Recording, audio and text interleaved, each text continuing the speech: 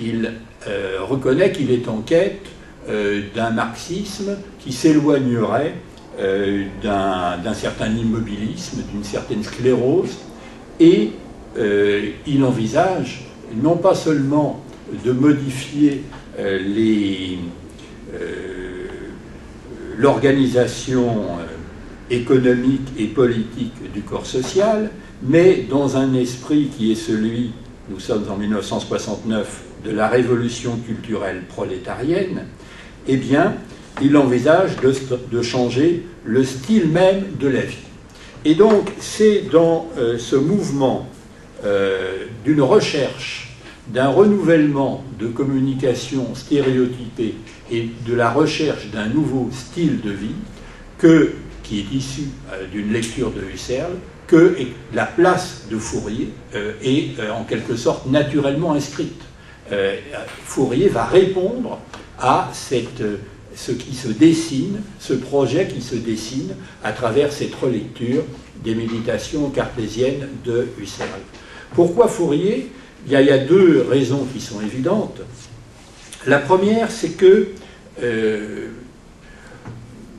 René Scherrer récuse toute approche des communications entre les hommes qui serait fondée sur un changement infligé à leur nature, de sorte qu'il récuse d'avance une pensée comme celle du christianisme, comme celle de Marx ou comme celle de Freud, qui impose à des degrés divers une transformation de la nature humaine à partir d'un certain concept de l'homme. Et puis, la seconde raison, c'est que René Scherrer n'envisage pas la communication sous la forme d'une fédération des égaux ou d'une réciprocité des consciences, c'est-à-dire d'une forme de cogito élargi à un duo, en quelque sorte. Pour lui, toute communication est à placer sous le signe de la mobilité, de l'imprévisibilité, de l'inachèvement. Et c'est pourquoi il était logique d'aller vers Fourier, dans la mesure où on sait que chez Fourier, l'harmonie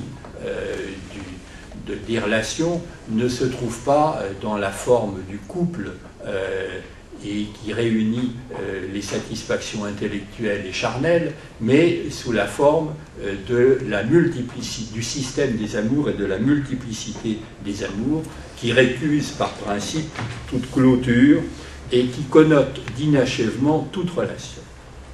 Voilà, je crois, pourquoi il y a là une autre forme de cohérence que l'on retrouve, car je crois que la pensée de René Scherrer, sans être systématique, est profondément cohérente, qui est une cohérence dans ce passage fondamental de Husserl à Fourier. Et je vais peut-être parler longtemps, je peux continuer un petit peu ? Tu peux continuer encore. Bon. Alors, je voudrais dire un mot d'un autre livre de René, qui est un livre publié en 1978, qui s'intitulait « Une érotique puérile ». Et il écrivait, encore des formules bien frappées que je cite, « Eros et non le sexe est enfant ». Et il ajoutait, en un temps où le langage sexuel étouffe celui du sentiment sous sa monotonie et son imbécilité, eh bien, il convient de mettre l'accent sur la démesure enfantine en tant qu'elle fait obstacle à la normalisation. Donc pour lui, les déterminations tenues pour négatives de l'enfance, l'inconstance, la versatilité, la superficialité, doivent se comprendre comme les marques de son incommensurable liberté et comme le signe de sa résistance passionnelle au pouvoir. Il arrive à René Scherrer, pour illustrer ses propos, de citer un certain nombre de textes de romans, et notamment les romans de Thomas Mann, et notamment Mort à Venise. Il évoque par exemple la fugitivité des corps en parlant de Tadzio. Ce que je voudrais proposer maintenant pour terminer, si j'ai le temps. Bon. C'est donc d'évoquer en hommage à René Scherrer un livre qui, à mon avis, consonne avec certaines de ses intuitions et qui est un grand roman d'adolescence, qui est un roman de 1911, qui est Fermina Marquez de Valérie Larbaud. Alors, je vous rappelle la scène. La scène et les protagonistes. Bon, la scène, c'est un collège privé qui est situé en région parisienne, avec un grand parc d'où l'on voit la Seine. Et ce collège reçoit des enfants riches, certains français, et puis beaucoup d'élèves et d'adolescents venus d'Amérique du Sud. Et les principaux protagonistes sont un certain Johanny Legnaud, dit le petit Legnaud, qui est un travailleur, un boutonneux, un assidu, et qui entre dans l'adolescence.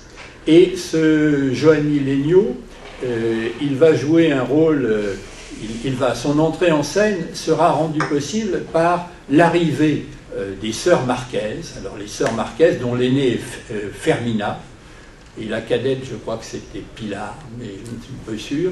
Donc les sœurs Marquez sont des péruviennes qui sont venues de Colombie et qui appartiennent à un milieu certainement aisé parce qu'elles sont venues sur un bateau qui leur appartenait en Europe. Et donc cette jeune fille, évidemment, va attirer les regards, Fermina, dans ce collège. Et donc j'en parlerai un petit peu après.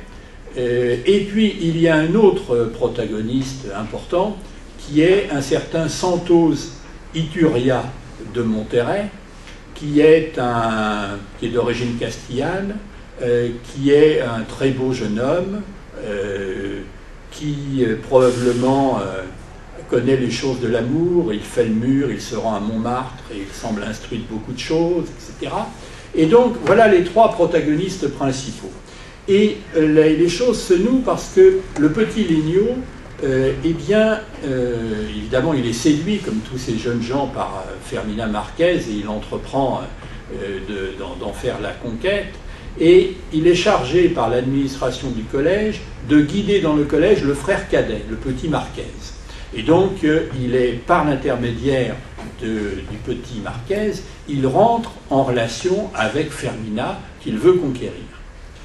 Et Fermina lui accorde son amitié, et se noue entre les deux jeunes gens une amitié qui, alors au début, le petit Legnaud est un petit peu déçu parce qu'il espérait autre chose, et puis ensuite, cette amitié est une fête, parce que ce sont deux jeunes gens qui peuvent parcourir le parc, raconter leurs souvenirs, parler de leurs projets, qui trouvent l'un et l'autre quelqu'un à qui on peut se confier, et c'est une très belle histoire d'amitié. Et puis, alors, comment se comporte Fermina? Eh bien, Fermina, elle est belle, très belle, et elle est très pieuse. Alors, elle est très pieuse, elle a des élans mystiques, elle a des élans d'humilité, elle s'accuse de péchés mystérieux, elle évoque Sainte Rose de Lima, etc. Et le jeune Legnaud se dit que jamais cette femme n'aimera un homme, ça n'est pas possible, et lui-même, il savoure son amour désincarné pour cette femme qui ne saurait jamais aimer un homme. Et voilà que évidemment les choses évoluent, les vérités des êtres se déplacent, et pendant que le petit Legnaud contemple son propre amour désincarné, Fermina prend conscience progressivement d'aimer avec ferveur le beau Santos, et au retour des vacances de